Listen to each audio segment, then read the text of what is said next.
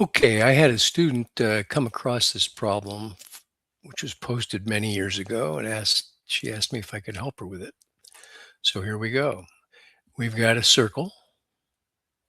We've got an external point P from which two tangent lines to that circle are drawn. Chord AB joins the points of tangency. And then from any point on the circle, we drop perpendiculars to the tangent lines and then a perpendicular to the chord joining the points of tangency.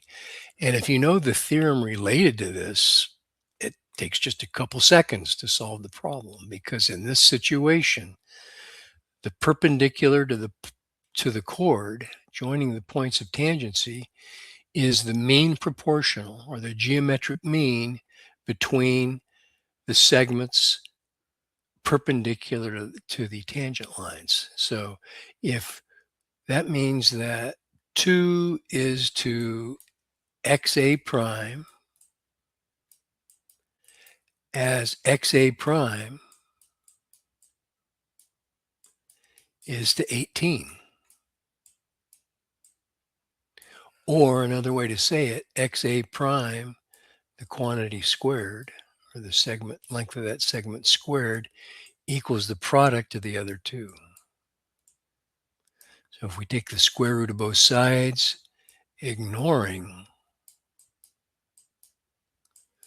the negative square root, that is the length of the perpendicular to the chord joining the points of tangency. If you didn't know that theorem and you had to prove it, then it's quite a different story.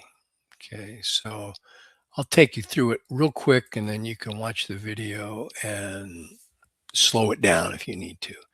So the measure of angle XAC prime, XAC prime, that's this angle right here.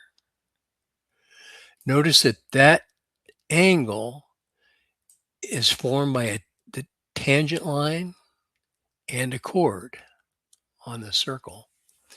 And the theorem that is related to that is that this angle is half the intercepted arc, which is arc AX.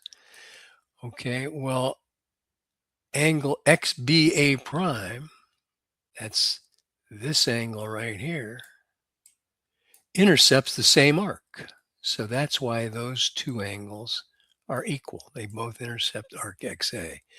And of course, we've got the two right angles here, one here and one here. So this little triangle right here is similar to this little triangle. Okay, now if I erase all that and look at the other point of tangency, I can't get rid of, there we go. Down here in red, angle XBB prime, XBB prime, there's the angle formed by the tangent line and a chord. That intersects arc XB, and so does angle XAB, XAB, that's this angle right here. Intercepts the same arc, so they're equal. And of course, we got the right angles, XB prime right here, and XA prime A right here. So we've got some similar triangles. Easier to see here. There's the first set of similar triangles. And when you have similar triangles, corresponding sides are in proportion. So we've got this proportion right there. If I go to board 4 and look at the second set of similar triangles right here, we can set up this proportion. And then if those fractions are equal, their reciprocals are equal. And why did I do that?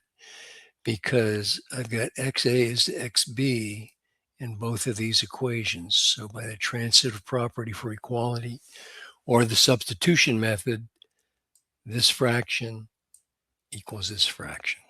And there we are on board 5. This fraction equals this fraction.